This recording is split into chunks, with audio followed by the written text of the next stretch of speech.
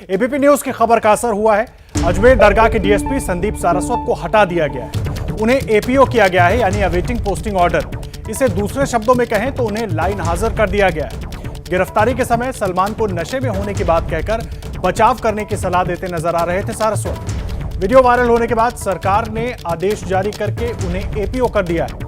ये बड़ी जानकारी हम आपको दे रहे हैं। अजमेर में दरगाह के खादिम सलमान चिश्ती को गिरफ्तार करने के लिए जब पुलिस टीम गई तो डीएसपी संदीप सारस्वत वहां मौजूद थे और उन्होंने सलमान चिश्ती को यह सलाह दी थी कि जब भी पूछताछ हो यह कहना कि मैं नशे में हूं ताकि बचा सके। डीएसपी संदीप सारस्वत के खिलाफ राजस्थान सरकार ने जो कार्रवाई की है, दरअसल उसकी पटकथा वायरल वीडियो के सामने आने के बाद से ही लिखी जा चुकी थी। आपके चैनल एबीपी न्यूज ने इस वायरल वीडियो की न सिर्फ पड़ताल की बल्कि इंडिया चाहता है शो में कल रात 8 बजे सुमित अवस्थी ने डीएसपी संदीप सारस्वत से इस वीडियो, उनके बयान को लेकर 2 टूक सवाल भी पूछे। आपको सिलसिलेवार ढंग से इस इंटरव्यू के हर पहलू को दिखाएंगे ताकि पूरा मामला समझ में आ सके और राजस्थान पुलिस पर खादिम सलमान चिश्ती को बचाने के जो आरोप लग रहे हैं वो पूरा मामला साफ हो सके। पहले संदीप की सफाई देखिए, फिर आगे आपको सुनवाएंगे कि पूरा मामला आखिर किस तरह से बना। आप उस वीडियो में, गिरफ्तारी वाला वीडियो है, ऐसा दिख रहा है कि आप चिश्ती को समझा रहे हैं। वो वीडियो में आपकी आवाज है, आप कह रहे हैं कि बोल नशे में हूं तभी तो बचा पाएंगे। देखिए, यह व्यक्ति नशे का आदी रहा है और इसके परिजनों के अनुसार ये बाइपोलर डिसऑर्डर नामक बीमारी से भी ग्रसित है। तो रात को 1:30 बजे हम इसको जब लाने गए थे तो हमने पूरी स्ट्रेटेजी बनाई थी कि इसको पूरी तरह काउंसिल करते हुए हमें लेकर आना है और किसी प्रकार का ये सेल्फ हार्म पुलिस कस्टडी में भी ना करे और लाने के दौरान भी ना करे। इसी स्ट्रेटेजी का ये पार्ट था, उसको इस तरह काउंसिल करना। और जहाँ तक इन्वेस्टिगेशन की बात है, हमने सारस्वत साहब सॉरी, ऐड की है। डिप्टी एसपी साहब सॉरी, मैं बीच में टोक रहा हूँ आपको। ये काउंसलिंग ऐसी होती है? वहां पर रिपोर्टर पूछ रहा है कि कौन सा नशा किया था, तो वो चिश्ती कहता है कि मैंने नशा नहीं किया, और आप उसके कान में आके कहते हैं, उस वीडियो में आपकी आवाज साफ है, हमने वीडियो में आपकी आवाज मैच कराई है आपकी रोज की आवाज से, क्योंकि आपका रोज बयान आ रहा है।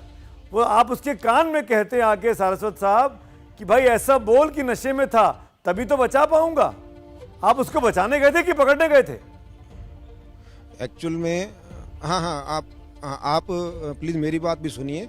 एक्चुअल में क्या है, ये नशे का आदी है और कोई भी नशेड़ी जो है वो इस प्रकार नहीं कहेगा कि मैं नशा करता हूँ। हमें कुछ चीज़ें स्ट्रेटेजी के अनुसार कन्फेशन भी करवानी पड़ती हैं और उसी का ये पार्ट था। और हमने हमारी इन्वेस्टिगेशन जो है उसमें किसी प्रकार की कोई ढिलाई अभी तक नहीं बरती है और यह सिर्फ उसको लाने के लिए हमारे उच्च अधिकारियों के निर्देश थे कि उसे बाई हुक और क्रुक हमें थाने तक लेकर आना है। और थाने में भी क्योंकि ये पहले भी अनप्रेडिक्टेबल बिहेवियर शो कर चुका है कि अपना दीवार पर सर मारना और अपने परिजनों को हर्ट करना। इसने अपनी मदर के साथ भी थोड़े टाइम पहले मारपीट की थी। इन सब चीज़ों को ध्यान में रखते हुए ही हमने इस प्रकार की स्ट्रेटजी बनाई थी कि हम इसकी काउंसलिंग करके इसको प्रॉपर थाने तक लाएं। हमारा इसमें किसी प्रकार का ये स्ट्रेटजी का हिस्सा था और हमारी इन्वेस्टिगेशन भी बिल्कुल सही दिशा ये स्ट्रेटजी और काउंसलिंग का हिस्सा था कि मैं आपको बचा पाऊंगा। बिल्कुल बिल्कुल। आप बचाने गए थे कि पकड़ने गए थे? मैं ये जानना चाह रहा हूँ, हिंदुस्तान के तमाम दर्शक जानना चाहते हैं। देखिए, पकड़ने के लिए एक्चुअल में क्या है कि ये जो मोहल्ला है ये काफ़ी संकरा टाइप का मोहल्ला है और यहाँ काफ़ी भीड़ इकट्ठी हो चुकी थी। तो हमारा यही था कि इसको किसी प्रकार के विरोध के बिना हम इसको थाने तक ला पाएँ, इसी का यह पार्ट था। और हमने थाने में लाकर इसको किसी प्रकार की कोई ढिलाई नहीं बरती है और हमारी सारी धाराएं ज्यों की त्यों हैं। 1% अगर मैं आपकी बात मान भी लूँ सारस्वत साहब, फिर तो उसको सजा ही नहीं हो सकती इस वीडियो बनाने को लेकर, समाज का माहौल बिगाड़ने को लेकर।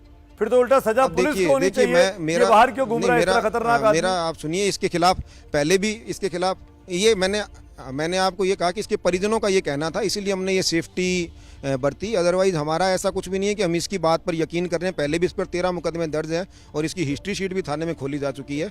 तो हमारा इस प्रकार का किसी वो नहीं है, सिर्फ हमने इसके परिजनों की बात को ध्यान में रखा कि ये कुछ सेल्फ हार्म ना करे। और इस स्ट्रेटजी में हमारे उच्चाधिकारी भी हमारे साथ थे, जो हमारे विकास सांगवान साहब यहाँ एडिशनल एसपी हैं, वो भी हमारे साथ थे कि इसको हमें कैसे न कैसे करके प्यार से या मतलब जैसे भी लाना पड़े वैसे लाना है। तो आपने देखा सुमित अवस्थी के सवालों पर डीएसपी संदीप सारस्वत कैसे सफाई देते हुए नजर आए। उन्होंने जवाब में कहा कि एक स्ट्रैटेजी थी ताकि खादिम सलमान चिश्ती गिरफ्तारी के दौरान या फिर थाने में जाकर कोई हंगामा ना करे या हमला करके खुद को नुकसान पहुंचाने की कोशिश ना करे। यह पूरा घटनाक्रम क्रिमिनल साइकोलॉजी के तहत आता है। इंडिया चाहता है शो में क्रिमिनल साइकोलॉजी एक्सपर्ट इंद्रजीत राय भी मौजूद थे। डीएसपी संदीप सारस्वत के सामने ही उन्होंने उनकी इस थ्योरी को गलत साबित कर दिया। इंद्रजीत राय, हमने वीडियो हाँ जी, देखा, बताइए। आपने वीडियो देखा, हमने भावभंगिमाएं देखी सलमान चिश्ती की भी और सारस्वत साहब की भी, जो हमारे साथ लाइव है इस टाइम पे, डिप्टी एसपी हैं।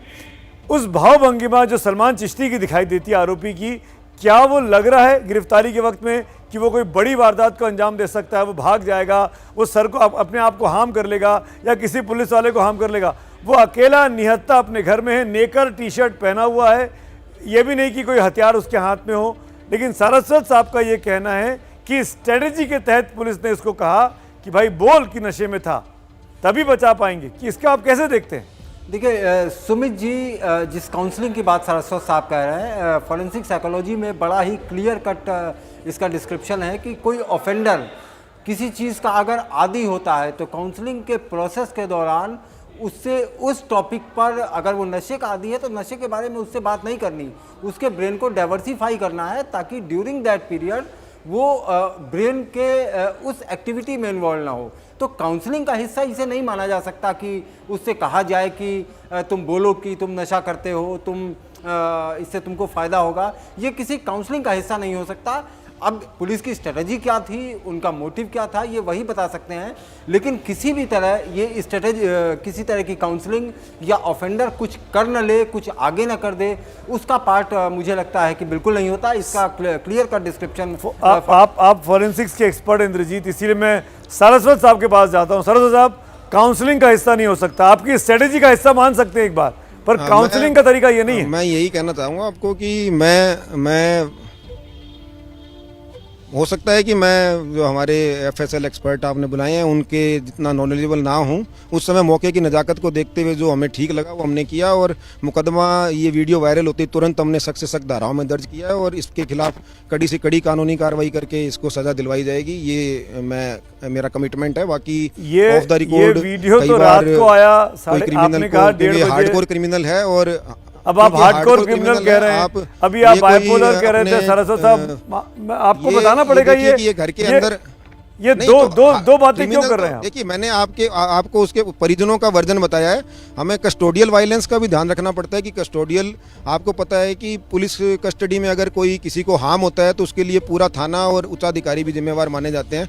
इसी की स्ट्रेटेजी के तहत हमारा ये था कि इसको हम सुरक्षित ले आएँ और इसकी इस प्रकार से काउंसलिंग करें कि इसको लगे कि हाँ, पुलिस में मेरा बचाव कर। इंडिया चाहता है शो में डीएसपी संदीप सारस्वत अपनी कार्रवाई के पीछे बार बार अपने सीनियर्स यानी उच्चाधिकारियों के आदेश का हवाला भी दे रहे थे।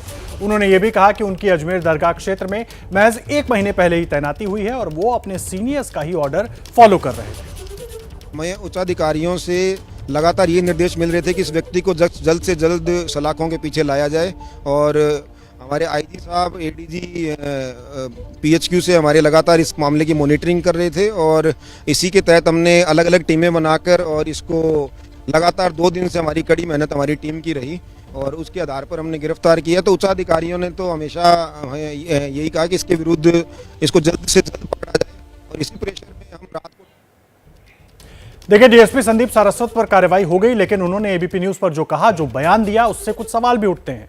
सबसे पहला और अहम सवाल यह है कि डीएसपी संदीप सारस्वत पर कार्रवाई हो गई, सीनियर्स पर भी कार्रवाई होगी? ये बड़ा सवाल है। दूसरा सवाल, क्या सीनियर पुलिस अधिकारी धमकीबाज सलमान को बचाना चाहते हैं? तीसरा और अहम सवाल, क्या डीएसपी पर सीनियर्स का दबाव था कि सलमान चिश्ती को बचाना है? ये वो अहम सवाल हैं जो इस पूरे मामले में कार्रवाई के बाद उठ खड़े हुए हैं, और इनके जवाब कहीं ना कहीं राजस्थान पुलिस को और वहां के उच्चाधिकारियों को देने होंगे।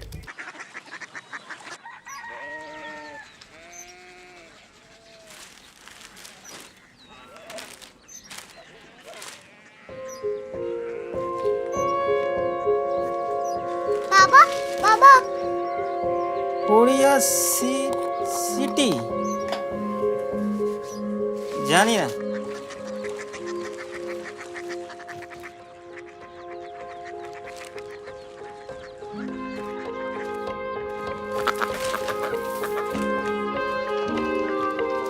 Korea city. हाँ।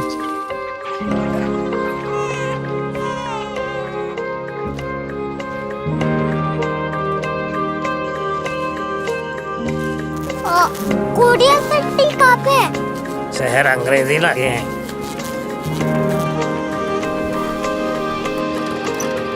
Korea city.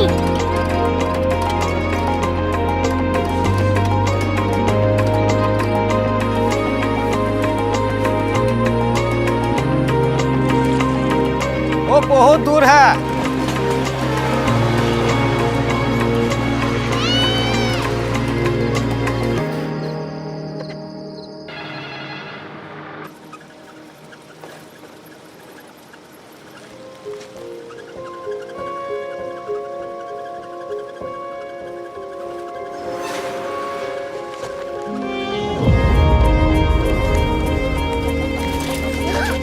Korea city.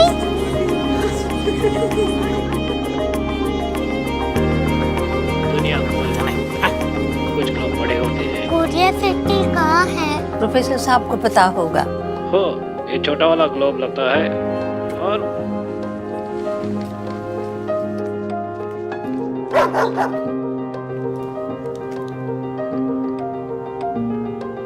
पता नहीं, मेरी बेटी से जाके मिल लो, शायद उसे मालूम हो।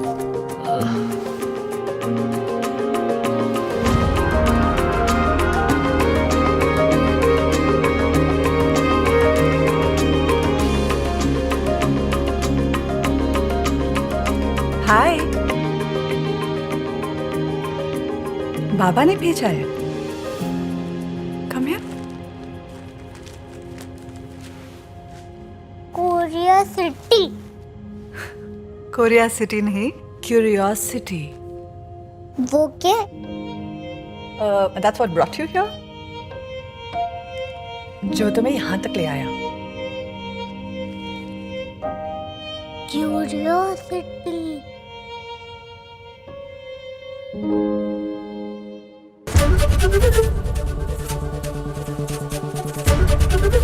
एबीपी न्यूज आपको रखे आगे।